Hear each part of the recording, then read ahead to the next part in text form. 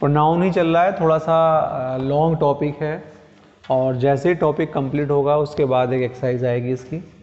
तो एक रूल है आपका, जो वाट वर्ड है, वाट क्या भी होता है इसका अर्थ, और इसका अर्थ होता है जो भी। इसके दो अर्थ हैं, अगर प्रश्नवाचक की बात करें तो क्या, लेकिन हम बात कर रहे हैं जो भी।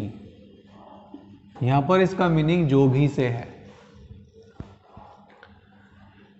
अब इसमें यहां पे रूल ये है कि इससे पहले, इस वर्ड से पहले कोई antecedent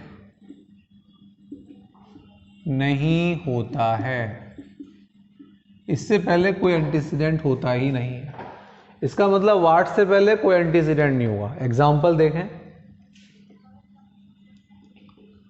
I listened to what he said. ये वाट वर्ड है, इससे पहले इसका कोई एंटीसीडेंट नहीं है। टू कोई एंटीसीडेंट नहीं होता। टू एक प्रीपोजिशन है, तो प्रीपोजिशन इन है, टू है, एट है, ये सब आ सकते हैं।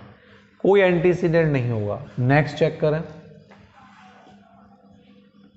आई don't believe in the words what you said. What से पहले एंटीसीडेंट, इन तो प्रीपोजिशन है, ये गलत है। क्लियर? तो इसका मतलब है वाट से पहले उसका एंटीसीडेंट नहीं आएगा। तो अब इसके दो तरीके हैं। पहला तरीका तो ये है कि ये द वर्ड्स हटा दें। क्लियर? एक तरीका तो हो गया द वर्ड्स हटा दें, सेंटेंस हो गया आई डू नॉट बिलीव, तो सेंटेंस हमारा हो गया आई don't believe in what you said. एक तो सेंटेंस ये है, लेकिन मैटर करता है, सबसे बड़ा मैटर ये करता है कि ऑप्शन में क्या दे रखा है। ऑप्शन में सपोज ये वाला है नहीं, जब ऑप्शन में ये नहीं है तो फिर इसका एक ऑप्शन और है, ये तो सेम रहेगा I do not believe in, और इन्होंने क्या करा, द वर्ड्स ही लिख दिया, लेकिन इन्होंने वाट हटा दिया। वाट के स्थान पे दो वर्ड यूज हो सकते हैं, दैट और विच यू सेड। तो दो रूल हो गए आपके पास। पहला रूल तो मेन तो यही है कि वाट से पहले एंटीसीडेंट नहीं हो सकता। क्लियर? जैसे यहां पर वाट से पहले टू है, टू प्रीपोजिशन है, वो आ सकता है, लेकिन यहां वाट से पहले द वर्ड्स आ रहा है, ये गलत है, एंटीसीडेंट हो ही नहीं सकता। तो एंटीसीडेंट को हटा दें, एक तो रूल हो गया ये वाला। एक एंटीसीडेंट को लिखे रहने दें और वाट को हटा दें, और वाट को हटाकर उसके स्थान पे लिख सकते हैं दैट और विच। ये हो गया आपका ये वाला रूल। क्लियर? ये हो गया आपका ये वाला। एक इसका छोटा सा एक सेंटेंस और है। मेन बात तो मैंने आपको वाट वाली बता दी। कभी कभी वाट शुरू में भी आ जाता है, जैसे what you said is true. तो वाट अगर शुरू में आ रहा है, तो ये वाट शुरू में आता है तो इसके साथ जो वर्ब आती है वो सिंगुलर आती है, ये ध्यान रखना। और वाट यहां पर क्या है, एज ए सब्जेक्ट काम कर रहा है शुरू में ही। क्लियर? तो कभी कभी इसमें एक करेक्शन आई हुई है, what you said it is true, it is true नहीं। व्हाट अगर शुरू में है तो इसके लिए इट, दिस कुछ नहीं आएगा, डायरेक्ट हेल्पिंग वर्ब आएगी। क्लियर? बहुत अच्छा सेंटेंस था ये भी, इसको भी आपको ध्यान रखना है। नेक्स्ट रूल चेक करें,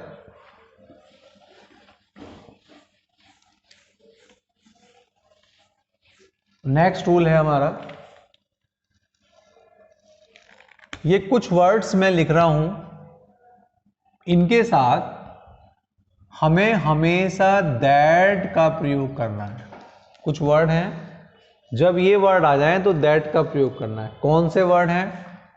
जैसे the same, comma, all, comma, any, comma, little, comma few, comma little हो गया, फ्यू हो गया, कॉमा ओनली, ओनली वर्ड है नथिंग, नथिंग हो गया, लिटिल हो गया, फ्यू हो गया, सुपरलेटिव डिग्री, सुपरलेटिव डिग्री यदि है, सुपर डिग्री, और इंटरोगेटिव प्रोनाउन यानी कि इंटरोगेटिव सेंटेंस हो, आप ऐसे मान लें, ठीक है। यही है वैसे मेन। अगर ये लिखे हुए हों the same, all, any, little, only बहुत आया हुआ है, ठीक, सुपरलेटिव डिग्री बहुत आया हुआ है, तो इनके साथ हमेशा दैट का प्रयोग करना। एक सेम बहुत आया हुआ है, तो सबसे पहले हम सुपरलेटिव डिग्री देख लें, और तो आप कर लेंगे। एक सेंटेंस आपने ऑल भी लिख दिया मैंने, हाँ, एक सेंटेंस आपको ध्यान होगा, all that glitters is not gold. ये कहावत सी है कि जो चीज, सभी वो चीजें जो चमकती हैं सोना नहीं होती। तो ऑल के संग देखो क्या लगाया इन्होंने, दैट। ऐसे ही ध्यान रखना, जो भी वर्ड आ जाए सबके साथ दैट लगा देना। अब मैं एक सुपर डिग्री सेंटेंस लेता हूं, जैसे मान लीजिए मैं आपसे कहूं he is the best boy who is coming.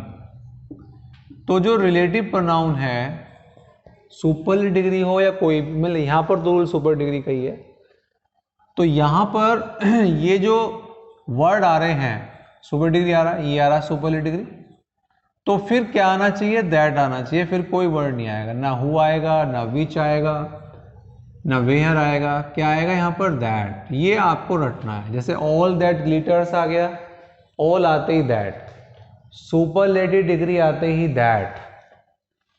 Clear. और देखें, एक सेंटेंस देखते हैं सेम वाला, this is the same boy that helps me. ये दैट आ गया, क्यों आया दैट, क्योंकि क्या आ रहा है, द सेम। द सेम आते ही आपको दैट लगाना है, लेकिन इसमें एक छोटा सा चेंज है इस वाले सेम में। एक सेंटेंस है, my problem is the same as yours. यहां पर मैंने सेम के साथ एज लगा दिया और ये सेंटेंस राइट है। कारण ये है कि जब सेम आ रहा हो और सेम के बाद आगे सेंटेंस, सब्जेक्ट वगैरह आगे कुछ वाक्य हो, जैसे हेल्प्स मी हो, तो वहां तो लगाते हैं दैट। लेकिन जब एज के बाद, जब यहां पर सेम के बाद बिल्कुल खत्म हो रहा हो, खत्म हो गया हो योर्स, तो वहां पे लगाते हैं एज। इसमें आपको ध्यान रखना है ये। तो ये रूल बस ध्यान रखना है, इसको याद रखना है ये रूल आपको, कि भाई ये वाले वर्ड्स अगर आते हैं तो हमें दैट का प्रयोग करना है। कभी कभी ये वर्ड याद नहीं रहते कुछ वर्ड, तो आपको ये वाला विशेष ध्यान देना है। नेक्स्ट देखें, नेक्स्ट रूल, डायरेक्ट सेंटेंस से ही स्टार्ट करता हूं मैं, एग्जाम्पल से ही, एग्जाम्पल में ही क्लियर होगा। She is one of the best girls, one of the best girls that are present. पहली बात आपने देखा कि जब भी सुपर डिग्री होगा क्या आएगा, दैट। ये पहले वाले रूल से ही थोड़ा सा लिंकिंग मान सकते हैं, लेकिन यहां आपको मैं और कुछ भी समझा रहा हूं कि सुपरलेटिव डिग्री है तो आना तो दैट ही है, और जो दैट होता है इसका जो एंटीसीडेंट है वो क्या है, गर्ल्स। तो गर्ल्स के लिए अनुसार कौन सी वर्ब आएगी, प्लूरल। क्लियर। पॉइंट मैंने यहां पर बताना था मुझे कि सुपर डिग्री है दैट आएगा, दैट से पहले एंटीसीडेंट जो है उसके अनुसार आगे वाली वर्ब आती है। तो बहुत से बच्चे यहाँ पर ध्यान रखना, अब इसमें एक चेंज है, एक चेंज जो कि आपको मोस्ट इंपॉर्टेंट है और ध्यान रखना है। अगर यहां पर ये लिखा हो शी इज और यहां ओनली लिखा हो, only one of the best girls,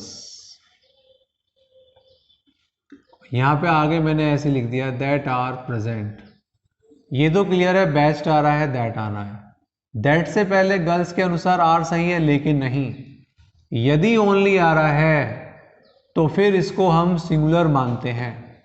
यहां पर सिंगुलर वर्ब आएगी, कब आएगी? केवल जब ओनली लिखा होगा तब, जब ओनली लिखा हो। तो ये आपको विशेष रूप से ध्यान रखना है कि भाई यहां पर दैट यूज हो रहा है, सुपरलेटिव डिग्री था, लेकिन दैट से पहले जो है उसके अनुसार ही वर्ब आती है, लेकिन ओनली है।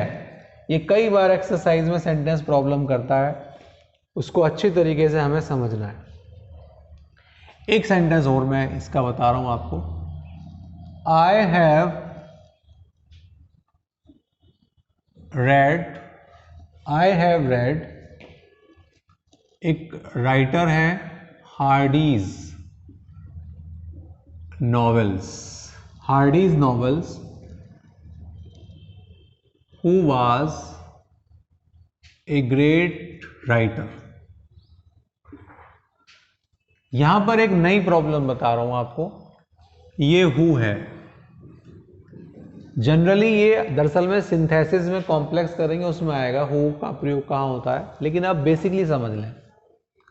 एंटीसीडेंट चेक करें, नॉवेल्स, हु जो आता है ये व्यक्ति के लिए आता है, और विच जो आता है वो वस्तु के लिए आता है, और दैट जो है वो दोनों के लिए आता है, व्यक्ति के लिए भी और वस्तु। और दैट आता कब है?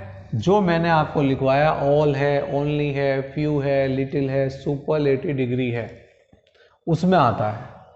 अब अगर ये वाला क्रम नहीं मिल रहा है तो आपको देखो हु से पहले क्या होना चाहिए? व्यक्ति होना चाहिए। हु से पहले तो नॉवेल्स है, हु से पहले क्या है? नॉवेल्स। अब देखो आगे वाला वाक्य वाज ए ग्रेट राइटर, एक व्यक्ति के लिए चल रहा है, तो यानी कि हु से पहले जो क्रम है वो गलत है।